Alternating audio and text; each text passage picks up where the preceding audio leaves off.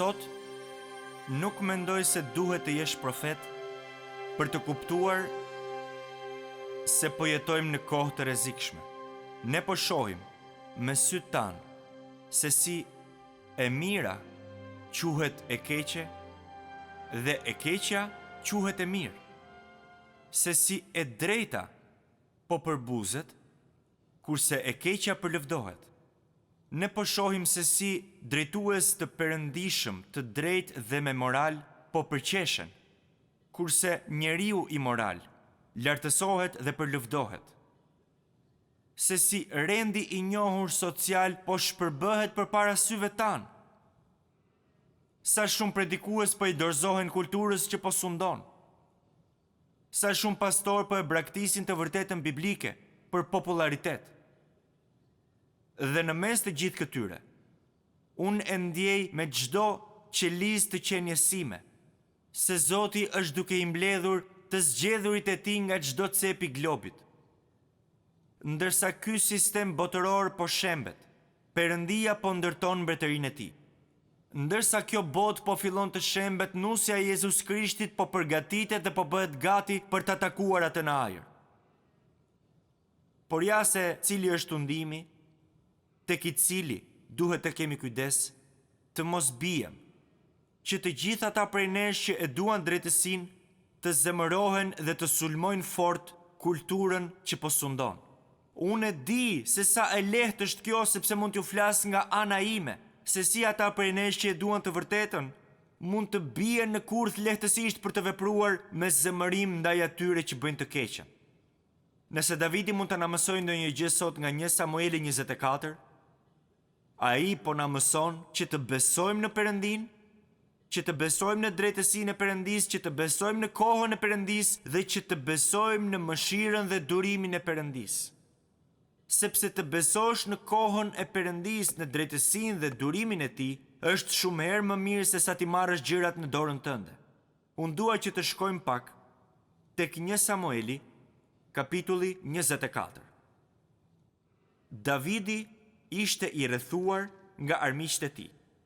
Davidin ishin duke e kërkuar ata që e urrenin atë. Davidi ishte duke u sulmuar nga kundërshtarët e tij. Davidi u tradhëtua pikërisht nga njerëzit që ai i shpëtoi dhe i çliroi, por përsëri Davidi zgjodhi t'i besonte kohës së Perëndisë. Le ta mendojmë këtë, ju lutem. Davidi merr një mundësi të artë për të realizuar ëndra dhe për të përmbushur aspiratat e tij, për të përmbushur ato për të cilat ai besonte, se e kishte thirrur Perëndia. Por ai nuk do ta shfrytëzonte. Ai nuk do ta përdorte. Davidit ju dha kjo mundësi e jashtëzakonshme në jetën e tij, në një pjatë të artë, por ai e refuzoi, sepse nuk ishte koha e Perëndisë dhe nuk ishte sipas mënyrës së tij.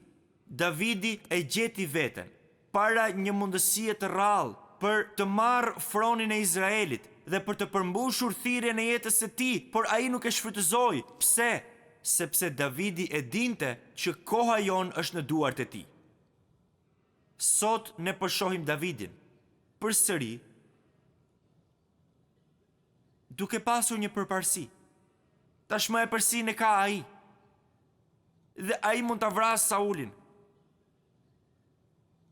Por ai refuzon që ta bëj. Sërish mund të pyesni pse? Sepse kur jeni një njeri sipas zemrës së Perëndisë, nuk po them që jeni të përsosur, as Davidi nuk ishte, por nëse zemra juaj është drejtuar dhe mbështetur drejt Perëndisë, nuk do të hakmerreshit.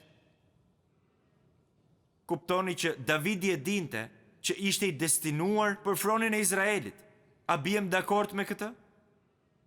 Ai e dinte këtë. Por ai dinte gjithashtu se duhej të ndodhte në kohën e Perëndisë dhe sipas rrugës së tij. Jezus Krishti, biri i Davidit, e dinte që ai ishte i destinuar për fronin e universit, nga i cili edhe erdhi. Ai e dinte destinacionin e tij, dhe Satani në shkretëtir i dha atij një rrugë të shkurtër për të marrë fronin e tij. Por Jezusi nuk do ta prekte, sepse Jezusi e dinte se arritja në fronin e universit do të vinte përmes rrugës së kryqit. Jezusi e dinte që froni i tij do të vinte në kohën e përsosur të Perëndis dhe për këtë arsye kur njerëzit thonë bëje këtë tani, pastaj bëj këtë, shko aty, Bibla thotë se ai e dinte se nuk ishte ardhur ende ora. Kur erdhi ora, ai e dinte, ai tha ka ardhur ora, ai e dinte. Në fakt, të dashur, më dëgjoni me kujdes. Nëse e njihni Jezusin, nëse e doni Jezusin, nëse po esni me Jezusin, ju jeni të destinuar për fronin. Tani teksa shohim së bashku kapitullin 24 tek 1 Samueli, inteligjenca ushtarake e Izraelit kishin konstatuar dhe kishin raportuar mbretit Saul se sateliti kishte përcaktuar me saktësi të plot se ku ndodhej Davidi. Ai ishte fshehur në shpellën e En-Gedit. Në fakt, shumë prej jush që kanë shkuar në Izrael keni qenë në En-Gedi. Dhe prandaj mbreti Saul merr me vete 3000 bereta jeshile, komandot dhe trupat speciale.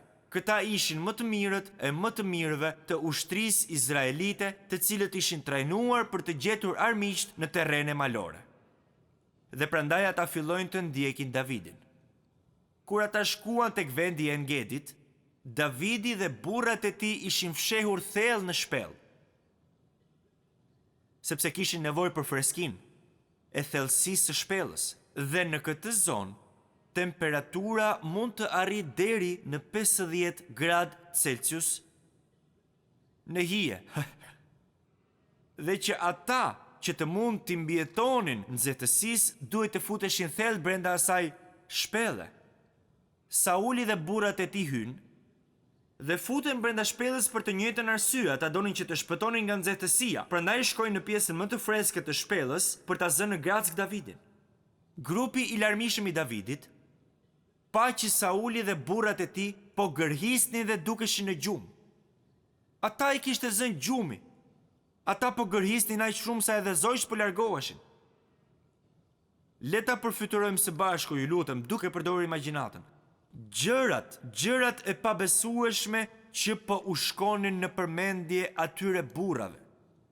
Davidi dhe burrat e tij shohin Saulin në një gjumë aq të thellë dhe do të kenë menduar se Krishtlindja kishte ardhur herët. Kjo ishte koha e tyre, kjo ishte dita e tyre. Ata po mendonin, ata po përfytyronin. Nuk po përfytyronin ëmbëlsira, por veten në shtëpinë e bardhë. Dhe postet e pushtetit po u shkonin në përmendjet e tyre. Le ta mendojmë përsëri. Të gjithë këshilltarët politik, analistët dhe menaxherët e fushatave u mblodhën rreth Davidit dhe i thanë atij: "Tani pallati mbretëror është i yti." Në të vërtetë ata po i thonin Davidit: David, të lutem, jepi fund vuajtjeve tona tani. David, është në dorën tënde që t'i japësh fund vështirësive që po kalojmë. David, është në dorën tënde. Ti mund t'i japësh fund vetmison. David, ti mund t'i japësh fund dhe ne mund të kthehemi në shtëpitë e familjes tona. David, sonte ti mund të ulesh në fronin e Izraelit. Ata madje i cituan shkrimin atij.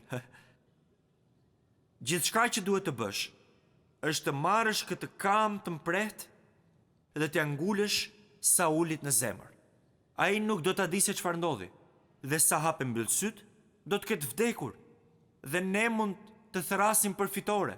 Dhe pastaj Davidi e merr kamën dhe fillon të ecë drejt Saulit. Përfytyrojnë një pak ata duke mbajtur frymën, teksa e shohin të ecë drejt Saulit me kamën në dorë. Dhe janë gati, duke mbajtur frymën, ata duan të thrasin fitore. Dhe Davidi vërtet e merr atë thik dhe ecën drejt Saulit, që është në gjumë të thellë, por në vend që t'ia ngul kamën në zemrën e tij, ai i pret një copë të vogël nga rroba e tij dhe e fut në xhep. Ndërsa e shohin duke mbajtur frymën, një ndjesi shgënjimi bie mbi të gjithë ata. Në vend që Davidi të dëgjonte zërin e tyre, ai dëgjoi Perëndin. Në vend që të binte pre e presionit të miqve të tij, Davidi zgjodhi që të kënaqte Zotin.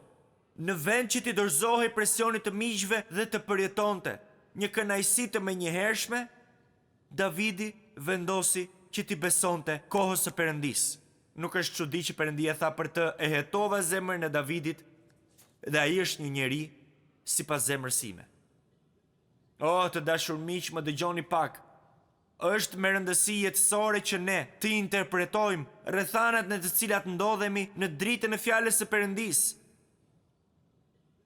Mos I interpretoni rrethanat tuaja përmes vetë rrethanave, interpretojeni ato përmes dritës së fjalës së Perëndisë. Është me rëndësi jetësore që ta dëgjojmë Perëndin, jo ata që I shërben vetes. Është e një rëndësie të skajshme që të mos veprojmë me impulsivitet dhe të mendojmë se po ndihmojmë Perëndin. Davidi mund ta kishte marrë hakmarrjen e tij, lehtësisht, por ai zgjodhi të besonte Perëndisë, premtimeve të Perëndisë, kohës së Perëndisë dhe rrugës së Perëndisë. Davidi mund të kishte zgjedhur hakmarrjen, por ai zgjodhi të besonte Perëndisë. Davidi mund të kishte zgjedhur rrugën e ulët të vrasjes, por ai zgjodhi rrugën e lartme të jetës. Me qëra fjalët e vrasja, dua që të më dëgjoni me shumë kujdes. Ata prej jush që më njohin e din që unë plotësisht, pa hezituar as pak dhe pa pikën e dyshimit, e besoj fjalën e Perëndisë në plotësinë e saj. Dhe unë besoj se shkrimi është shumë I qartë, se kur ka vazhdimisht tradhëti bashkëshortore, kur ka abuzime, një martesë vdes. Por gjithashtu kam parë me sytë e mi njerëz që e vrasin martesën, thjesht sepse janë të paduruar me njëri tjetrin. Ka nga ata që e vrasin martesën, thjesht sepse mërziten me njëri tjetrin. Ata e vrasin martesën sepse mendojnë se mund të jenë më të lumtur me dikë tjetër. Ata e vrasin martesën sepse mendojnë se janë si në kurth në atë martesë dhe duan të dalin prej aty. Të rinj më dëgjoni me kujdes, fëmijët ndonjëherë ndihen si në kurth nga rregullat me dashuri të prindërve të tyre dhe duan të fluturojnë nga kafazi. Unë njoh fëmijë që shpesh e keq interpretojnë disiplinën e prindërve dhe rebelohen kundër tyre. Këtë kam dekada që e them dhe do të vazhdoj ta them, bazuar në fjalën e Perëndisë tek 1 Korintasve kapitulli 7. Më dëgjoni pak. Kjo është fjala e Perëndisë. Nëse keni një fëmijë të pashpëtuar dhe që nuk beson, ju kur derisa të mbyllni sytë dhe të vdisni. Kur nuk duhet të ndaloni se luturi për të. Edhe diçka tjetër që duhet të mos ju shpëtoj këtu, vargu 5. Davidin e vrau ndërgjegja që preu një cop nga qoshja e rrobës së Saulit, kur ky ishte në gjumë. Por pse? Më dëgjoni pak. Davidi kishte një shpirt të ndjeshëm. Davidi kishte një zemër të butë. Davidi kishte një ndërgjegje të mpret si brisku. Dhe miqtë e mi të dashur, kjo është shenja e çdo burri, e çdo gruaje, e çdo djali, e çdo vajze që e do Jezus Krishtin. Unë gjithmonë gjej ngushëllim te fjalët e apostullit Gjon. Ai thot, sepse po të na dënoj zemra jon, Perëndia është më I madh se zemra jon. Amen. Krahasojeni këtë ndjeshmëri të shpirtit, këtë ndërgjegje të ndjeshme me atë të tjerëve që mund të njihni. Ata që janë përshkruar nga apostulli Paul tek 1 Timoteut 4:2, që ata janë të damkosur në ndërgjegjen e tyre me hekur të nxehtë. E keni parasysh kur ja bëjnë këtë kafshëve, kur ata I damkosin ato me një hekur të nxehtë, lëkura vdes dhe nuk kanë më ndjesi aty. Kur krijoni një kallo në dorën tuaj, nuk ka më ndjesi aty ku ndodhet ajo kallo. Kuptoni që këta njerëz janë bërë të mpirë në mëkat, ata janë bërë me kallo në rebelim dhe ata janë bërë të pandjeshëm në mosbindjen e tyre. Dhe nga përvoja ime personale, kur kjo gjë ndodh, kur ndodh kjo gjë, të gjitha predikimet e botës, të gjitha studimet e Biblës në botë, të gjitha librat e botës, të gjitha konferencat dhe kampet e botës nuk do t'i shërbenin për mirë. E vetmja gjë që do të funksiononte është që fryma e shenjtë të ngjallë sërish frymën e tyre të vdekur dhe ata të bëhen sërish të gjallë. Dhe për këtë arsye do t'ju a them sërish e sërish, mos hiqni dorë nga lutja. Mos hiqni dorë nga lutja, do ta thoni bashkë me mua, mos hiqni, sepse vetëm fryma e shenjtë e Perëndis mund t'i bëjë ata të pendohen. Dhe për këtë arsye, ne gjithmonë lutemi për antarët e pashpëtuar të familjes, për miqtë tanë, për fëmijët, për çdo që Perëndia na vendos në zemër. Kjo do të thotë se Perëndia ka një qëllim për ta. Vargu 6. Davidi po u thot burrave të tij dhe po e citoj: Të më ruaj Zoti nga kryerja e një veprimi të tillë kundër zotërisë, kundër të vajosurit të Zotit, nga shtrirja e dorës sime kundër ti, sepse është i vajosuri i Zotit. Çfarë po thot Davidi? Dëgjoni me kujdes. Për aq sa i intereson Davidit, Perëndia është ai që lejoi që Sauli të bëhej mbret. Edhe pse Perëndia e zgjodhi Saulin si një gjykim, si një ndëshkim ndaj popullit të tij për shkak se e refuzuan atë dhe donin një mbret toksor. Por kjo nuk përbënte ndonjë ndryshim për Davidin. Megjithatë, vetëm Perëndia mund ta largonte Saulin. Perëndia ishte ai që e vajosi Davidin si mbretin e ardhshëm të Izraelit, dhe vetëm Perëndia është ai që do ta ul atë në fron. Por Davidi jo vetëm që ushtroi një besim të verbër te Perëndia i gjallë dhe në kohën e Perëndis, por ai edhe i bindi njerëzit e tij të bënin të njëjtën gjë, dhe kjo është shumë e vështirë. Të jesh vetë i bindur është një gjë, por është diçka krejtësisht tjetër të përpiqesh të bindesh të tjerët. Çfarë do lloj krize që mund të keni përballur apo po përballeni tani, thjesht mbani mend diçka. Nëse po përballeni me një krizë, nënvizojeni që ta mbani mend.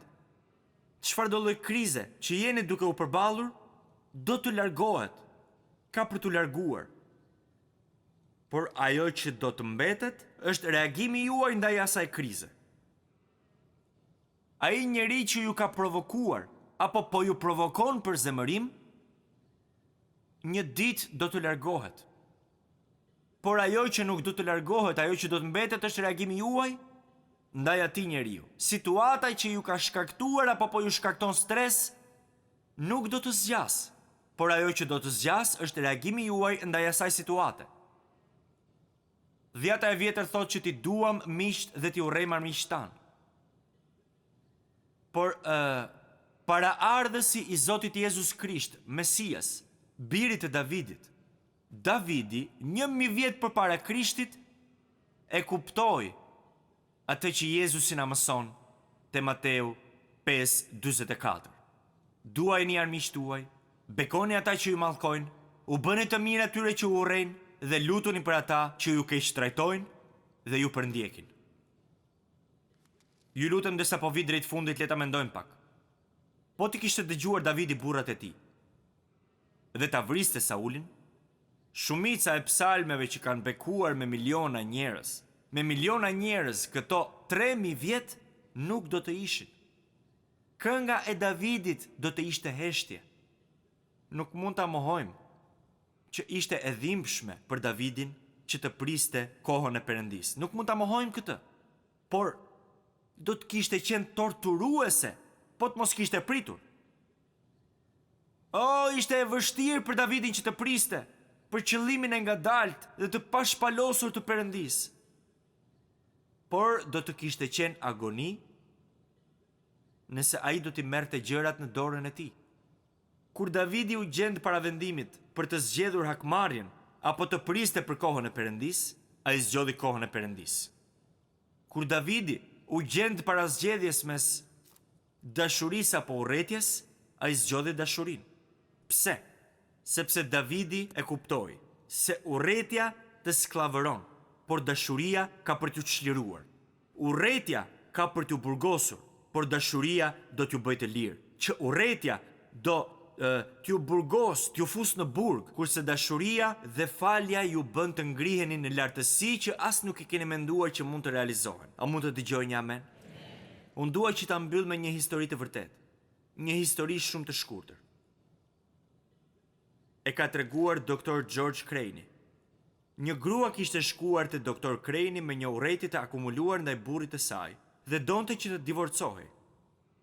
Pasi u sigurua që nuk kishte pasur tradhti dhe as abuzim, Dr. Crane i dha asaj një këshill të mrekullueshme. Ai i tha, kthehu dhe fillo ta bombardosh bashkëshortin tënd me komplimente. Fillo ta bombardosh atë me mirësi. Pasi të jesh bërë vërtet e domosdoshme për të, si një shenjë hakmarrje, kërkoi divorcin. E po, atë e intrigoi kjo përqasje shumë e pazakont dhe e zbatoi atë. Disa muaj më vonë ajo u kthye dhe i tha doktorit të mirë, çdo gjë po shkon shumë mirë. Ai i tha mirë. Tani është koha për të divorcuar prej tij. Ajo i tha të divorcohem? Unë e dua burrin tim. Kur? Davidi zgjodhi që ta bombardonte Saulin me një vepër mirësie të pamerituar. Ndërkohë pendimi i Saulit ishte vërtet i pavlerë. Në fakt, të gjithë lotët e tij ishin lot krokodili, sepse ai nuk ndryshonte, por kjo nuk ka rëndësi. Davidi, njeriu sipas zemrës së Perëndis, zgjodhi që t'i besonte kohës së Perëndis dhe rrugës së Perëndis. Prandaj më lejoni që t'ju bëj një pyetje. A keni ndonjë zemërim të zjarrt? E kam fjalën për zemërim të thellë që del me raste në sipërfaqe, por që është i varrosur thellë, zemërim i fortë. Dorëzojani Perëndis. Tani. A keni ndonjë përçmim të akumuluar ndaj dikujt që i ka rrënjët kaq të thella sa herë që luteni nuk mund ta zhdukni, e po mund t'ia dorëzoni Perëndis tani? A keni ndonjë dhimbje të zhytur thellë që ju a ka shkaktuar dikush? Çdo lloj dhimbjeje, unë dua që t'ju ftoj që t'ia dorëzoni Perëndis tani, në këtë çast.